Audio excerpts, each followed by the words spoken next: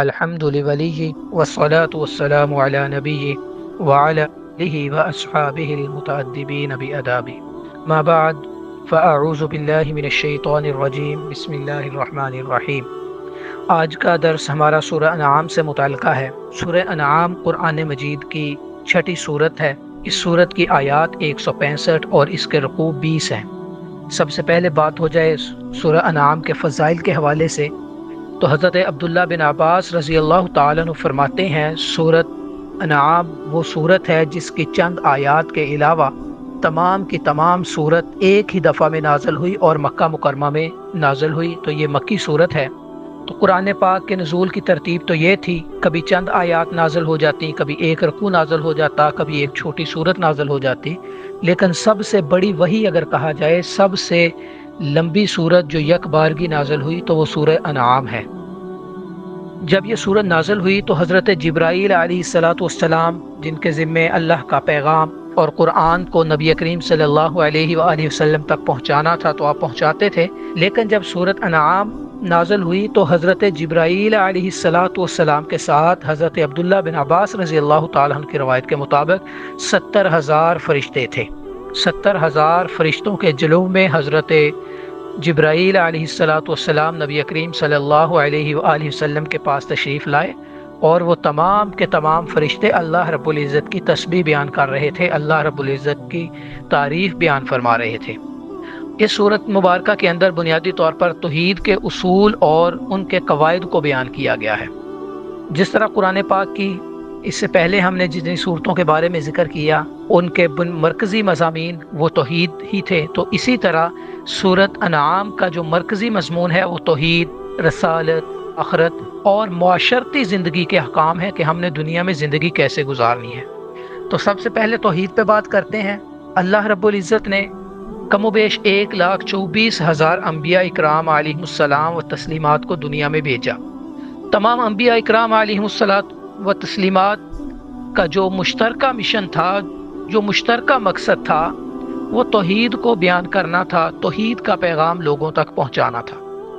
احکامات بدلتے رہے، عبادات کا طریقہ بدلتا رہا، مختلف چیزوں کے اندر مختلف اوقات کے اندر تبدیلیاں آتی رہیں، لیکن توحید کو بیان کرنے کے اوپر تمام انبیاء اکرام علیہم السلام و تسلیمات متحد تھے، متفق تھے، یا ان کا مشترکہ کاز تھا۔ اب جب انبیاء اکرام علیہم السلام و تسلیمات نے توحید کو بیان کیا، لوگوں کو توحید کی دعوت دی، تو قوم انبیاء کی مخالف ہو گئی۔ اب دیکھا جائے تو دنیا کے اندر سب سے زیادہ علم والی جو جماعت ہے وہ جماعت انبیاء ہے۔ سب سے زیادہ عقل والی جو جماعت دنیا کے اندر ہے، گزری ہے، وہ جماعت انبیاء ہے۔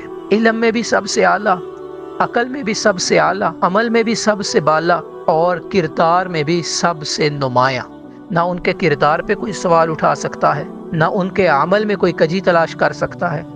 ان کا علم بھی کامل من جانب اللہ، ان کی عقل بھی کامل من جانب اللہ، مگر اس سب کے باوجود یہ کیا کہ جب انہوں نے توحید کی دعوت دی تو وہ لوگ جو انہیں علم والا بھی مانتے تھے، عقل مند بھی سمجھتے تھے، ان کے کردار کی تعریف بھی کرتے تھے، وہی قومیں ان کی مخالف ہو گئیں۔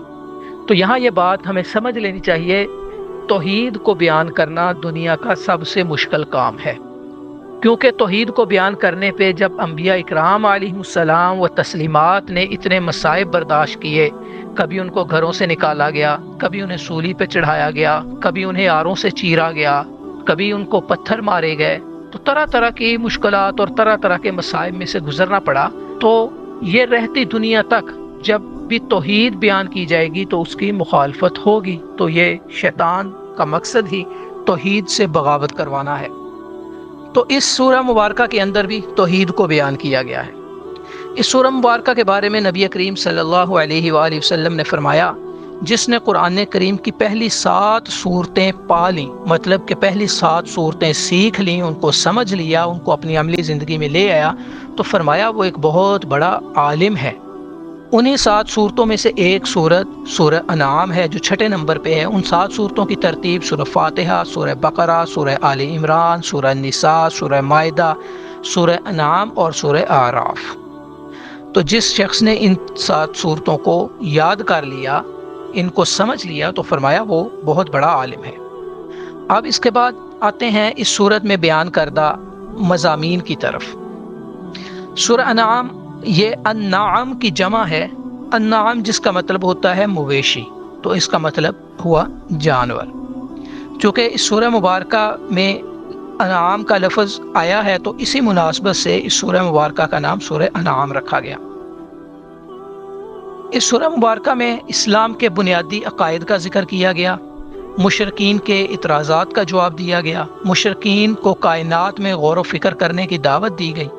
اب یہ مختصراً جو مضامین بیان ہوئے ہیں ان کا ذکر ہم کر رہے ہیں، لیکن جب آگے ہم ترجمے کی طرف جائیں گے، تفسیر کی طرف جائیں گے، تو پھر انشاءاللہ اسلام کے بنیادی عقائد کون سے ہیں، مشرکین کے اعتراضات کیا تھے، ان کا جواب کیا تھا، اور مشرکین کو کائنات میں غور و فکر کس انداز میں کرنے کی دعوت دی گئی، یہ اپنے مقام پہ ساری چیزیں بیان ہوں گی۔ اور اسی طرح اللہ رب العزت نے فرمایا زمین و آسمان، خشکی اور تری کے غیب کا علم صرف اللہ ہی کے پاس ہے۔ یہاں دو چیزیں بیان کی گئی ہیں، ایک تو یہ کہ اللہ کے علاوہ کسی کے پاس غیب کا علم نہیں، اور دوسری بات یہ بیان کرنا مقصود ہے کہ کوئی چیز ایسی نہیں ہے جو اللہ رب العزت کے علم سے باہر ہو۔ اس کے بعد توحید کے حوالے سے مختلف انبیاء اکرام کا ذکر کیا گیا۔ انہی انبیاء اکرام میں خصوصاً حضرت ابراہیم علیہ السلام کا ذکر کیا گیا، اور حضرت ابراہیم علیہ السلام کی دعا کو ذکر کیا گیا، جو آپ نے فرمایا ان صلاتی و نسکی و محیای و مماتی للہ رب العالمین، بے شک میری نماز اور میری قربانی اور میری زندگی اور میری موت اللہ کے لیے ہے، جو تمام جہانوں کا رب ہے، تمام جہانوں کا پالنے والا ہے۔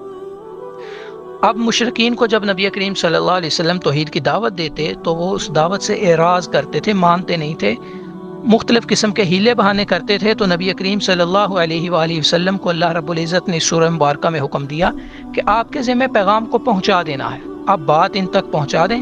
اب یہ نہیں مانتے تو انہیں ان کے حال پہ چھوڑ دیں، پھر ایک دن آئے گا جب ہم ان سے ان کے کاموں کے بارے میں پوچھیں گے۔ اسی طرح اس سورہ مبارکہ کے اندر توحید کے بعد حلال اور حرام کا بیان کیا گیا ہے، کون سی چیز حلال ہے، کون سی چیز حرام۔ تو یہاں خصوصیت کے ساتھ 4 چیزوں کا ذکر ہے جس کو اللہ رب العزت نے حرام قرار دیا۔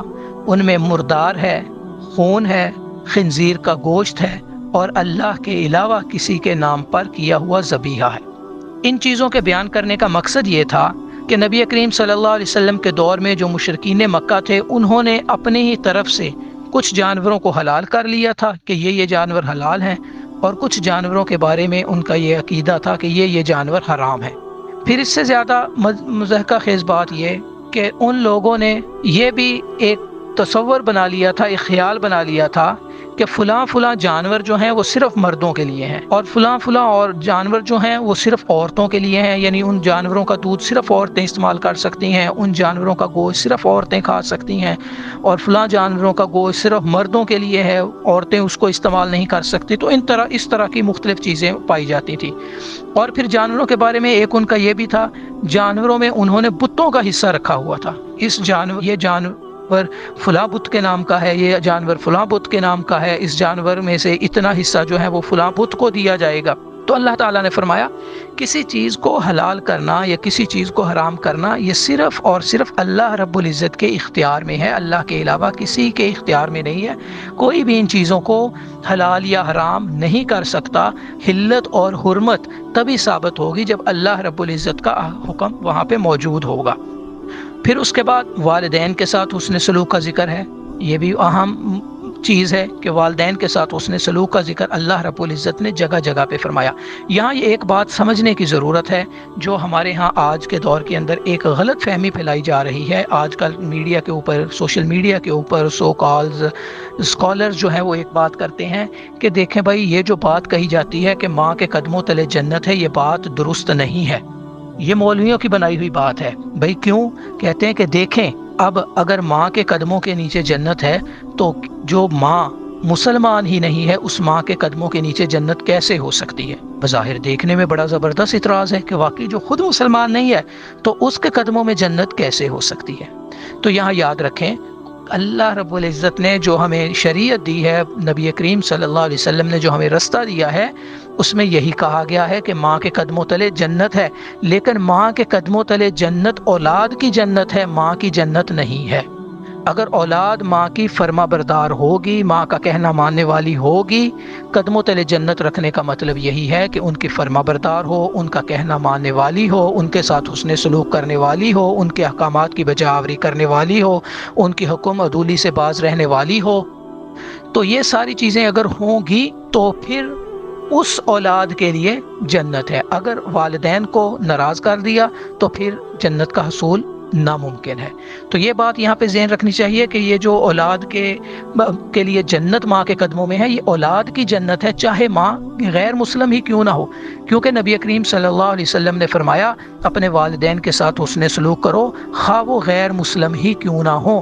ہاں اگر وہ اسلام کے خلاف، شریعت کے خلاف، اللہ کے حکم کے خلاف تمہیں کسی بات کا حکم دیں تو اسے نہ مانو۔ اس کے علاوہ اگر والدین غیر مسلم بھی ہیں تو ان کے ساتھ حسن سلوک کرو، ان کے ساتھ درگزر کرو، ان کا کہنا مانو۔ اس کے بعد اگلا حکم، اولاد کو قتل کرنے سے منع فرمایا گیا۔ عرب کے اندر یہ رواج تھا کہ اولاد کو قتل کر دیتے تھے کہ یہ بڑی ہو کے کھائے گی کہاں سے، پہنے گی کہاں سے، پیے گی کہاں سے۔